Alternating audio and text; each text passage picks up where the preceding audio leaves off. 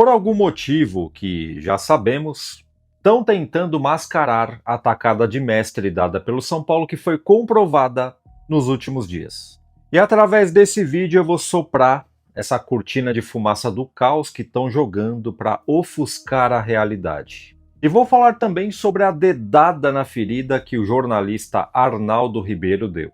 Para ser mais preciso, ele deu uma dedada em um cacho de marimbondo. E eu vou te explicar. O sujeito praticamente entregou um movimento boçal, digamos assim, que está confundindo a cabeça do torcedor e o afastando aos poucos de perto do clube. Pelo que deu a entender, são torcedores do São Paulo fazendo o papel de torcedores de clubes rivais. E dentre eles, torcedores que fazem parte da mídia. O vídeo está aqui, já vou colocar na tela para você tirar as suas conclusões, e depois eu entro com a minha tradicional opinião rústica. Posso te garantir que esse vídeo vai ferver, então já deixa o poderoso like porque ele merece. Hein? Já se inscreva no canal para dar essa força e seja muito bem-vindo. E se você não me conhece, prazer, meu nome é Renato e eu faço parte da verdadeira mídia esportiva independente. E independente desses assuntos que eu anunciei, que serão tratados daqui a pouco, tem mais dois aqui que eu preciso comentar, senão eu vou ficar com peso na consciência. O primeiro é sobre o tal sorteio da Copa do Brasil que chocou o Brasil. Foram 4 jogos aí, né? Tem 8 clubes, 4 jogos e 3 clássicos. 3. As chances matemáticas disso acontecer, a própria página da Copa do Brasil postou. É de 0,95%. Quer dizer, as chances eram menores do que o tal 1% vagabundo. Eu penso duas coisas sobre isso. A primeira eu vou tentar passar para você por telepatia. E meu outro pensamento eu vou escorregar pela boca. O futebol brasileiro ultimamente está difícil de aguentar. É cada jogo feio que é de arder os olhos. Mas quando é clássico, a parada é diferente, porque clássico tem uma pimenta. Clássico tem um plus, tem um sex appeal. Se um clássico já é bom, imagina vários clássicos. No caso da Copa do Brasil, 3 clássicos em 4 jogos. Resumindo, gostei. Só não gostei da ausência do meu tricolor, né? Que vai assistir com controle remoto na mão, mas de resto tá ok. E o segundo assunto que eu tentei escapar e não consegui foi sobre a saída do Memphis Depay do Corinthians, que no final acabou desaguando no São Paulo. E você vai entender o porquê. Segundo o Jorge Nicola, Memphis Depay abre negociação com rivais do Corinthians no Brasil. E depois disso não demorou muito para começar a circular nas páginas e grupos relacionados ao São Paulo postagens dessa natureza aqui. Cabe no São Paulo é um deles, 4 clubes brasileiros que disputam competições sul-americanas procuraram Memphis. Veja bem, para manter esse cidadão no time, o Corinthians gastava aproximadamente 6 milhões de reais por mês. Para ser honesto e totalmente sem clubismo aqui, o cara vale isso. Porque é um jogador diferenciado, é um craque, é um protagonista de marca maior, tirou o Corinthians da fila de títulos. O cara sozinho é 50% do plantel do Corinthians. Só que 6 milhões de reais é muito acima do padrão do futebol brasileiro. Nem o Palmeiras e o Flamengo pagariam isso para ele. E pelo visto, nem o Corinthians pagou. Dá uma olhada. Memphis decide ir à justiça contra o Corinthians e pode cobrar cerca de 180 milhões de reais. Agora imagina o São Paulo, que não está muito longe do Corinthians não. São Paulo também está devendo para tudo e para todos, inclusive salário para os jogadores.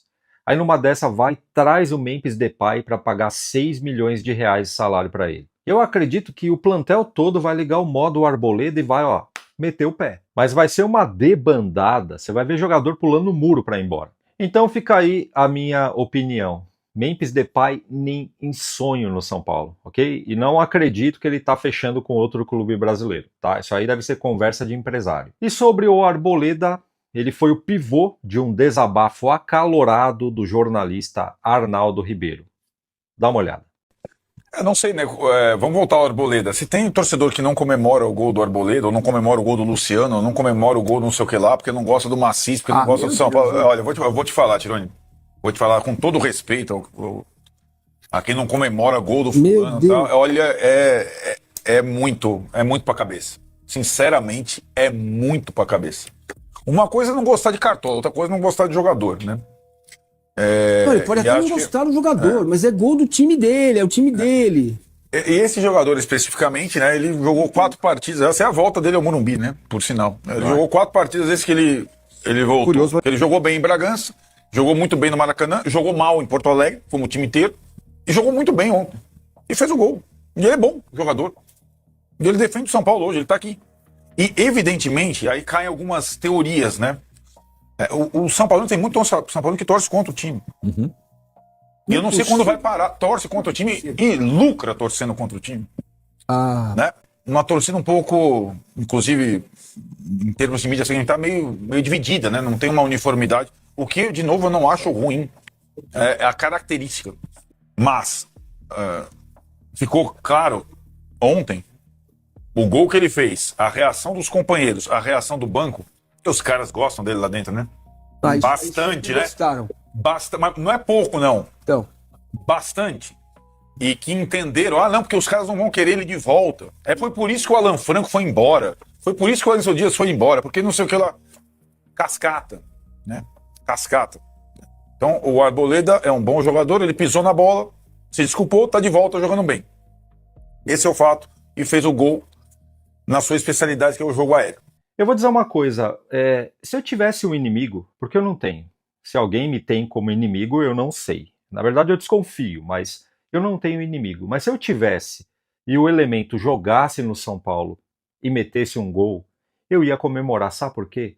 Porque o cara tá trajando o uniforme do meu clube do coração. É por isso que eu estranho muito um torcedor que não comemora o gol de um jogador que ele não vai com a cara. Afinal de contas, o jogador está representando o clube do coração do cidadão. Eu posso estar puto da vida com o que aconteceu no jogo passado, mas se no jogo atual o São Paulo ganha, que seja de 1-0 de um time sem expressão no cenário futebolístico, nacional ou internacional, eu comemoro. Agora, existe um certo movimento de torcedores do São Paulo que, quando vão para a mídia, falam mal do clube. Sim, até nas vitórias. Ficam escolhendo adversários, escolhendo campeonatos, porque falar mal do São Paulo dá audiência. E quando você é o São Paulino que está falando mal do clube, dá mais audiência ainda. Talvez você espante aquele São Paulino mais fanático, mas você atrai todos os rivais para te ver. Quer um exemplo?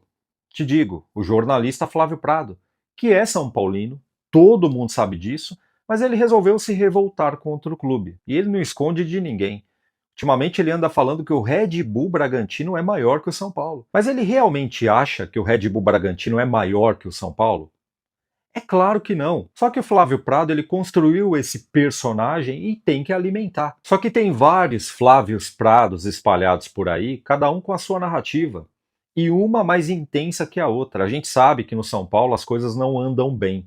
Mas o cenário de caos ele é amplificado de uma tal forma que você acaba espantando a maioria dos São Paulinos. Quando se fala que o São Paulo morreu, São Paulo não existe mais, São Paulo acabou, o sujeito que vê o futebol como entretenimento, ele fala, meu irmão, eu trabalho a semana inteira, eu vou ficar esquentando a cabeça com São Paulo, eu vou embora, quando melhorar eu volto. Os torcedores de clubes rivais não, esses adoram ver isso daí. Para eles é um melzinho na chupeta. Só que quando você começa a analisar o futebol brasileiro, como diz o Abel Ferreira, você vê que ninguém tá bem. Até o Palmeiras, que está liderando o Campeonato Brasileiro, não está praticando o fino da bola. O Flamengo não está legal também. Começa a acompanhar aí as mídias segmentadas do Internacional, do Grêmio, do Santos principalmente. Fora Vasco, Atlético Mineiro, pessoal do Coritiba. Dá uma olhada lá para você ver, tá todo mundo achando que vai cair para a segunda divisão. E eu insisto em dizer, o São Paulo tem um plantel melhor do que 2/3 dos clubes que jogam a Série A do Campeonato Brasileiro. E pela segunda vez nessa temporada, a diretoria deu uma tacada de mestre. Acertou nas contratações. Um ou outro destoou, a gente sabe, né? Mas a grande maioria tá dando certo. E a gente viu isso no jogo contra o Bolívar. O São Paulo entrou em campo com 3 reforços estreando, o Domingos Duarte, o Iago e o Newton.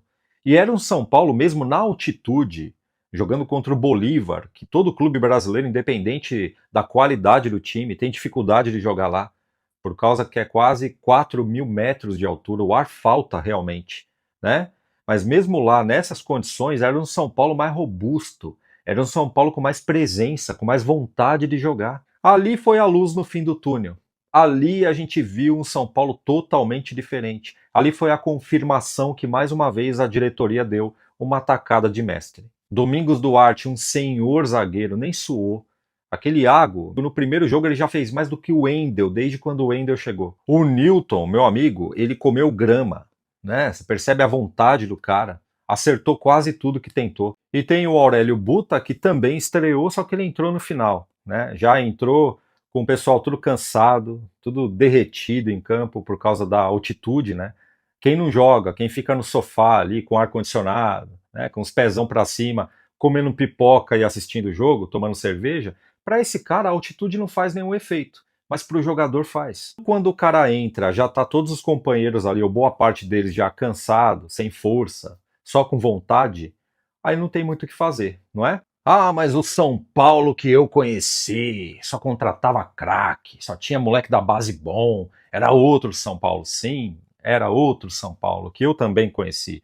Só que tinha uma outra diretoria, né? Era outro patamar no modo de gestão. Hoje em dia não é mais. Mas eu confio fielmente que o São Paulo não vai ficar jogado na lama para sempre.